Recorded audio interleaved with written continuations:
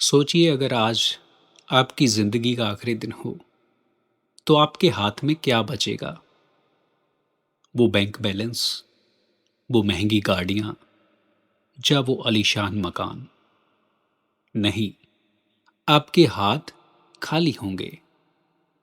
हम सब दौड़ रहे हैं, सुबह से शाम तक, पैसों के पीछे, नाम के पीछे, रिश्तों के पीछे। लेकिन उस अंधी दौड़ में हम उस सबसे कीमती चीज़ को भूल चुके हैं, जिसे पाने के लिए खुद देवी देवता तरसते हैं। और वो कीमती चीज कुछ और नहीं बल्कि आपका और मेरा ये मानव चोला है, ये इंसानी शरीर है। संत कबीरदास जी ने सदियों पहले एक ऐसी चेतावनी दी थी जो हमारे आज के सोए हुए विवेक को जगाने के लिए काफी है। उन्होंने कहा था, गुर सेवा ते भगत कमाई, तब जे मानस ते ही पाई। आज की इस वीडियो में हम किसी धर्म की नहीं बल्कि आपकी और मेरी जिंदगी के उस कड़वे सच की बात करेंगे, जिसे जानने के बाद आपकी जिंदगी को देखने का नजरिया हमेशा के लिए बदल जाएगा। कबीर साहब जी कहते हैं कि ये जो इंसानी शरीर आपको मिला है ना, ये कोई इत्तेफाक नहीं है, ये कोई रैंडम लॉटरी नहीं है। इसके पीछे आपके पिछले कई जन्मों के अच्छे कर्म हैं, संतों महात्माओं की दुआएं हैं और उस परमात्मा की असीम कृपा है, जिस कायनात की सबसे बेहतरीन रचना है, the best out of best creation. लेकिन इंसान की कमजोरी देखिए, जब तक उसे कोई आईना ना दिखाए वो अपनी कीमत भूल जाता है। संत और महात्मा दुनिया में इसलिए आते हैं कि ताकि साफ और सच्चा आईना दिखा सके, भले ही वो सच कितना भी कड़वा क्यों ना हो। सोच कर देखिए, इस दुनिया में 84 लाख जूनियां हैं, पेड़ पौधे हैं, पशु पंक्षी हैं, कीड़े मकोड़े हैं। अगर हम सिर्फ एक जूनी में एक साल भी बिताएं तो लाखों करोड़ों साल लग जाते हैं। इस लंबे सफर के बाद उस मालिक ने तरस खाकर हमें ये इंसानी जामा बख्शा है। जैसे पानी पीने का मकसद प्यास बुझाना है, खाना खाने का मकसद भूख मिटाना है, वैसे ही इस इंसानी जीवन का भी एक बहुत बड़ा मकसद है। और वो मकसद है उस परम पिता परमात्मा को पाना, उससे मिलाप करना। एक और सीधा सा सवाल खुद से पूछिए, सुबह उठना, पेट भरने के लिए कमाना, परिवार पालना और फिर सो जाना, क्या यही जिंदगी है? अगर यही जिंदगी है तो जरा खिड़की से बाहर झांक कर देखिए। एक जानवर भी सुबह उठता है, अपने भोजन का इंतजाम करता है, बच्चे पैदा करता है और सो जाता है। फिर आप में और उस जानवर में फर्क क्या रह गया? अगर सिर्फ पेट भरना ही मकसद है तो इंसान होना फिजूल है। असल फर्क है विवेक का, सोचने और सही गलत को पहचानने का, उसको समझने की ताकत का। कबीर साहिब आगे एक बेहद खूबसूरत विनती और चेतावनी देते हैं, भजो गोविंद भूल मत जाओ, मानस जन्म का यही लाहो। वो कहते हैं कि ए इंसान, दुनिया की जिम्मेदारियां निभा, पैसा कमा, परिवार संभाल, लेकिन उस गोविंद को मत भूल, क्योंकि इस जन्म का एकमात्र असली मुनाफा या फिर इस जन्म का लाहा है जो, वो सिर्फ परमात्मा की भक्ति है। आज हमारी हालत क्या है? हमें अपनी प्रॉपर्टी याद रहती है, बैंक बैलेंस याद रहता है, पुरानी दुश्मनी और शिकायतें याद रहती हैं, बस वो एक परमात्मा याद नहीं रहता।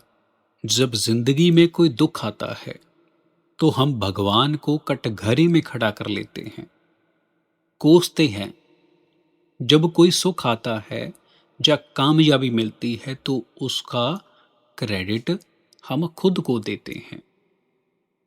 ये मेरी मेहनत का नतीजा है, ये मेरे कारण हुआ है। कितने बड़े धोखे में हम आज जी रहे हैं। हम सोचते हैं कि हमारे पास बहुत वक्त है, अभी तो मैं जवान हूं, मैं अपने बुढ़ापे में भजन कर लूंगा। लेकिन क्या इस नश्वर शरीर की कोई गारंटी है?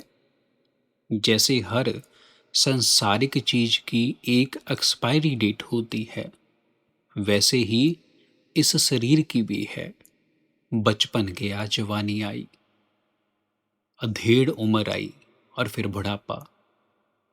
एक दिन ये सफर थम जाएगा। कबीर साहिब आगाह करते हैं कि जब लग जरा रोग नहीं काए, तब लग काल जरा रोग नहीं काए। जानी जब तक ये शरीर सही सलामत चल रहा है, जब तक इसमें बीमारियां नहीं आई, तब तक भक्ति कर लो। एक बार जब बुढ़ापा और बीमारियां ने इस शरीर को घेर लिया, तब चाहकर भी मन स्थिर नहीं होगा। तब घुटनों में दर्द, रीढ़ की हड्डी की कमजोरी, शारीरिक कष्ट आपको बैठने ही नहीं देगा। जब आप सिर्फ अपने शरीर को संभालने में उलझे रहोगे, तब आप भजन कैसे करोगे? एक छोटी सी कहानी याद आती है। एक शिष्य ने अपने गुरु से कहा था, गुरुजी, जब मेरा बुढ़ापा आने वाला हो तो मुझे कोई इशारा दे देना, तब मैं भक्ति शुरू कर दूंगा। कई सालों के बाद अचानक उसकी मृत्यु हो गई। जब वो परलोक में अपने गुरु के स्वरूप से मिला तो रोते हुए बोला, आपने तो मुझे कोई इशारा ही नहीं दिया। गुरु ने मुस्कुराकर कहा, मैंने तो तुम्हें कई इशारे दिए थे। जब तुम्हारे बाल सफेद हो गए तो तुमने डाई लगा ली। जब तुम्हारे दांत कमजोर हुए तो तुमने नकली दांत लगवा लिए। जब शरीर में कमजोरी आई तो तुमने दवाइयां और इंजेक्शनों के पीछे सच को छुपा लिया। तुमने कभी स्वीकार ही नहीं किया कि तुम्हारा अंत करीब आ रहा है। तुम बस उस बाहरी जिस्म को सजाते रहे और रूह को खाली छोड़ दिया। ये सिर्फ एक कहानी नहीं, आज हम सब की हकीकत है। कबीर साहिब जी कहते हैं कि जब तक इस मुख में वाणी है, तब तक इस पिंजरे में सांसें हैं, तब तक समय है। अब ना भजस भजस कब भाई, आवे अंत ना भजे आ जाई। अगर आज नहीं संभले तो फिर कब संभलोगे? क्या किसी ऐसी काल्पनिक दुनिया के इंतजार में बैठे हो जहां सब कुछ एकदम परफेक्ट हो जाएगा? तब तुम ईश्वर को याद करोगे। याद रखना, इस दुनिया में कभी कुछ परफेक्ट होने वाला नहीं है। कुछ लोग सोचते हैं कि जंगलों में जाने से, पहाड़ों पर चढ़ने से या सिर्फ पर्वत नदियों में डुबकी लगाने से ईश्वर मिल जाएगा। लेकिन कबीर साहिब जी साफ साफ कहते हैं कि जो सेवक जो लागा सेव, तब ही पावा निरंजन देव। अगर पानी में नहाने मात्र से भगवान मिलते हैं तो सबसे पहले मछलियों और मेंढकों को मिलते। वो 24 घंटे पानी में रहते हैं। असल परमात्मा कहीं बाहर नहीं है, बल्कि हमारे इस घट जानी इस शरीर के भीतर विराजमान है। मंदिर का असली मतलब है कि मन के अंदर।